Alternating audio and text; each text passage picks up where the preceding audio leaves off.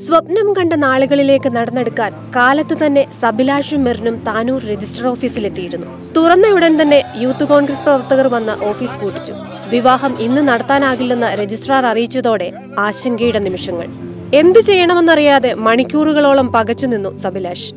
ഇപ്പോൾ എന്താ അപ്പോൾ ഞങ്ങൾ പറഞ്ഞു ഇപ്പോൾ ദൂരം നിന്ന് വന്നതാണ്, അപ്പോൾ ഇന്ന് ചെയ്യണം, നാളെ പോകാനുള്ളപ്പോൾ അപ്പോൾ ഇന്ന് പറ്റൂല എന്ന് പറഞ്ഞു. അപ്പോൾ അതിൻ്റെ വേണ്ട നടപടി കൊടുത്തു. അവസാന വഴിയെന്നോണം സബിലാഷും സുഹൃത്തുക്കളും താനൂർ MLAയുടെ സഹായം തേടി. പിന്നീട് അങ്ങോട്ട് എല്ലാം വളരെ പെട്ടെന്നായിരുന്നു.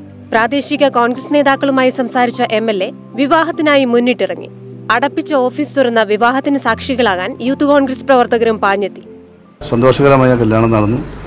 സഹകരിച്ച എല്ലാവരോടും നമുക്ക് നന്ദി പറയണം. പ്രത്യേകിച്ച് ബന്ധനികൾ സാധാരണഗതിയിൽ പ്രശ്നങ്ങൾ ഉണ്ടാക്കുന്നതാണ്, പക്ഷെ അവർ തന്നെയാണ് മുൻകൈയെടുത്ത് അതിനെല്ലാ സൗകര്യങ്ങളും ചെയ്തത്. വിവാഹത്തിനായി കൈകോർത്ത പോലെ അക്രമരാഷ്ട്രീയം വെടിഞ്ഞ് എല്ലാവരും സമാധാനത്തിനായി ഒന്നിക്കണമെന്ന പ്രാർത്ഥനയോടെ സബിലാഷും മെറിനും ഒന്നിച്ച് ജീവിതത്തിലേക്കും കടന്നു. 24 മലപ്പുറം.